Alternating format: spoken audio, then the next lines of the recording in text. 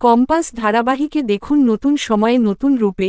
Star জলসার অন্যতম জনপ্রিয় ধারাবাহিক কম্পাস। এই ধারাবাহিকে মুখ্য চরিত্রে অভিনয় করছেন জনপ্রিয় অভিনেত্রী পর্ণা চক্রবর্তী ও নায়কের চরিত্রে অভিনয় করছেন জনপ্রিয় অভিনেতা অর্কপ্রভ রায়। ধারাবাহিকটি সম্প্রচার হচ্ছে টেন্ট সিনেমা প্রোডাকশন হাউজের আন্ডারে। ধারাবাহিকটি শুরু থেকে টিআরপিতে পিছিয়ে থাকলেও দুর্দান্ত এপিসোড দিয়ে দর্শকের মনে জায়গা করে নিয়েছে। প্রতি সপ্তাহে হাইভোল্টেজ পর্বের কারণে ধারাবাহিকটি সকলের কাছে জনপ্রিয়তা লাভ করেছে, কিন্তু চ্যানেল ধারাবাহিকটিকে শুরুর পর থেকে সেইভাবে প্রমোশন করেনি। তবুও ধারাবাহিকটি প্রতিপক্ষ ধারাবাহিক থেকে এগিয়ে বেশ অনেক সপ্তাহ ধরে স্লট লিডার আছে কম্পাস।